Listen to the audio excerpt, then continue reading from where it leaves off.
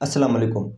आज मैं बात करूँगा कि अगर आप कोई चीज़ याद रखना चाहते हैं या कुछ सीखना चाहते हैं, तो कैसे कम वक़्त में वो इन्फॉर्मेशन या वो चीज़ आप ज़्यादा देर तक याद रख सकते हैं, ज़्यादा ज़्यादा बेहतर आप सीख सकते हैं। अक्सर लोग जो हैं वो शिकायत करते हैं कि यार हम कोई भी चीज़ जब याद करते हैं तो हमें वो चीज़ जो है वो ज़्यादा देर तक याद नहीं रहती, हम बहुत जल्दी वो चीज़ भूल जाते हैं।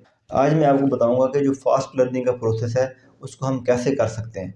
इस प्रोसेस को जानने से पहले हमें ये समझना होगा कि हमारा जो दिमाग है या हमारा जो ब्रेन है वो चीज़ें कैसे याद करता है। हमारा जो चीज़ें याद रखने का या जो मेमोराइज़ करने का प्रोसेस है वो कैसे काम करता है। जब भी हम कोई चीज़ लर्न करते हैं तो वो इन्फॉर्मेशन हमारा दिमाग अपनी शॉर्ट टर्म मेमोरी में सेव कर लेता है और उसमें से कुछ इन्फॉर्मेशन अपनी लॉन्ग टर्म मेमोरी में सेव कर लेता है। लेकिन जब हम सोते हैं तो हमारा जो ब्रेन होता है वो हमारी शॉर्ट टर्म मेमोरी को रिफ्रेश करता है, जिसकी वजह से वो इन्फॉर्मेशन जो हमारी शॉर्ट टर्म मेमोरी में होती है उसको फिर हम जब सो के उठते हैं तो याद करना मुश्किल हो जाता है। तो फास्ट लर्निंग का प्रोसेस बेसिकली वो प्रोसेस है जिसमें हम कोई भी चीज़ सीखते हैं या याद करते हैं तो उसको हम अपने डायरेक्ट लॉन्ग टर्म मेमोरी में सेव करते हैं। क्योंकि जब हम कोई चीज़ रिकॉल करते हैं या दोबारा याद करते हैं, जो हमारा दिमाग होता है या ब्रेन होता है वो हमारी लॉन्ग टर्म मेमोरी में से वो इन्फॉर्मेशन निकालता है। तो बेसिकली फास्ट लर्निंग के 4 तरीक़ेकार हैं, 4 मेथड्स हैं।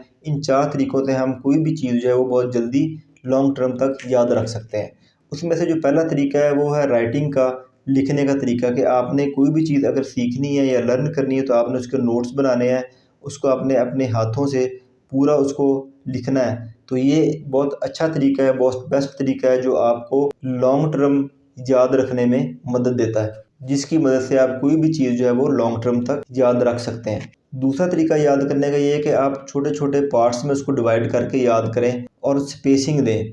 मतलब कि आपने एक चीज़ पहले याद की है, उसके थोड़ी देर बाद आपने उसको रेस्ट देनी है, थोड़ा स्पेस देनी है, उसके बाद फिर आपने दूसरी चीज़ याद करनी है, फिर आपने स्पेस देनी, फिर आपने तीसरी चीज़ याद करनी है। उसका फ़ायदा ये होगा कि आप जब छोटे-छोटे पार्ट्स में तक़सीम करके उसको याद करेंगे, तो जब आप पहले के बाद दूसरी चीज़ याद करेंगे तो आपको पहली चीज़ जो है वो दोबारा रिकॉल करनी पड़ेगी, दोबारा देखनी पड़ेगी।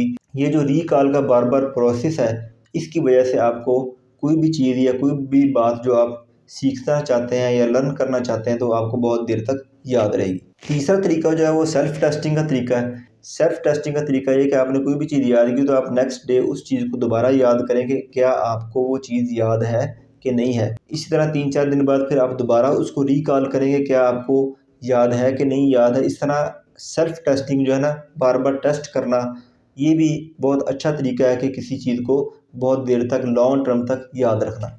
चौथा जो तरीक़ेकार है या चौथा जो मेथड है वो है कैटेगराइज़ेशन का, कि आपने कोई भी चीज़ याद करनी है तो आपने उसको कैटेगराइज़ कर लेना है, उसको छोटे-छोटे पॉइंट्स में, छोटे-छोटे बुलेट पॉइंट्स में, छोटे-छोटे हेडिंग्स में आपने उसको तक़सीम कर देना है और फिर आपने उस तरतीब से उसको याद करना है, तो वो चीज़ भी आपको बहुत देर तक लॉन्ग टर्म तक याद रहेगी और बहुत जल्दी याद हो जाएगी। ये 4 मेथड जो हैं, इन 4 मेथड्स के ऊपर अमल करके आप बहुत जल्द लॉन्ग टर्म तक कोई भी चीज़ लर्न कर सकते हैं, याद रख सकते हैं। अपना ख्याल रखिएगा, इस चैनल को लाज़मी सब्सक्राइब कीजिएगा। शुक्रिया।